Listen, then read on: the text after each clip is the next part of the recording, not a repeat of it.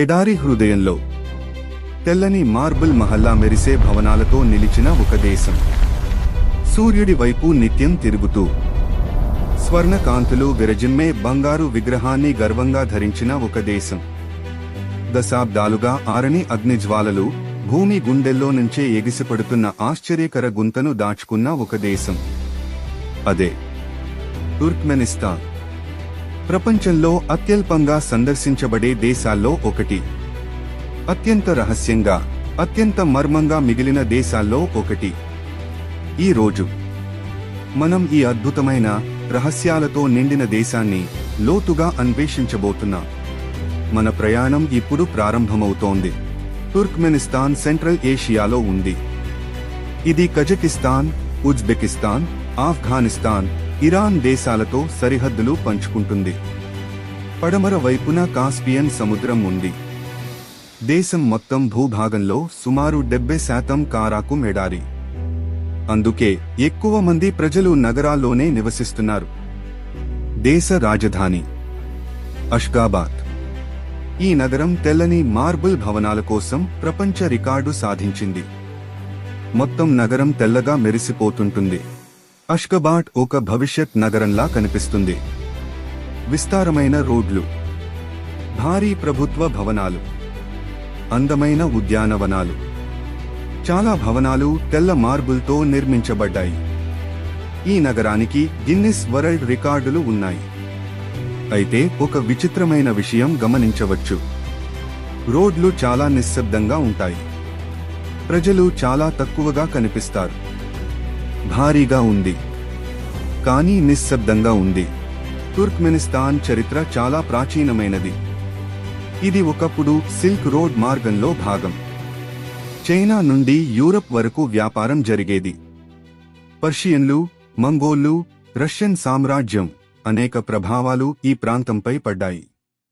19వ శతాబ్దంలో ఇది రష్యా సామ్రాజ్యంలో కలిసింది. తర్వాత సోవియట్ యూనియన్లో భాగమైంది. 1991లో సోవియట్ యూనియన్ కూలిన తర్వాత తుర్క్మెనిస్తాన్ స్వతంత్ర దేశంగా మారింది. మొదటి అధ్యక్షుడు సప్రమూరత్ నియాజోవ్ అత్యంత ప్రత్యేకమైన విధానాలను అమలు చేశాడు. తన పేరుతో నెలల పేర్లు మార్చాడు. తన బంగారు విగ్రహం సూర్యుడిని చూస్తూ తిరిగేది. కారాకుం ఎడారి మధ్యలో ఒక అద్భుతమైన కానీ భయంకరమైన ప్రదేశం ఉంది. అదే దర్వాజా గ్యాస్ క్రేటర్. ఇది డోర్ టు హెల్ అని కూడా పిలుస్తారు. 1971లో సోవియట్ శాస్త్రవేత్తలు గ్యాస్ కోసం త్రవ్వకాల సమయంలో భూమి కూలిపోయింది. విష గ్యాస్ బయటకు రాకుండా ఉండేందుకు దానికి నిప్పు పెట్టారు. కొన్ని రోజుల్లో ఆగిపోతుందని భావించారు. కానీ అది ఇంకా మండుతూనే ఉంది. 50 సంవత్సరాలుగా ఆగకుండా. రాత్రి సమయంలో అది ఒక నరక ద్వారంలా కనిపిస్తుంది. తుర్క్మెనిస్తాన్ ప్రపంచంలో పెద్ద సహజ వాయు నిల్వలు కలిగిన దేశాల్లో ఒకటి. చైనా వంటి దేశాలకు గ్యాస్ ఎగుమతి చేస్తుంది. దేశ ఆర్థిక వ్యవస్థ ఎక్కువగా గ్యాస్ పై ఆధారపడుతుంది.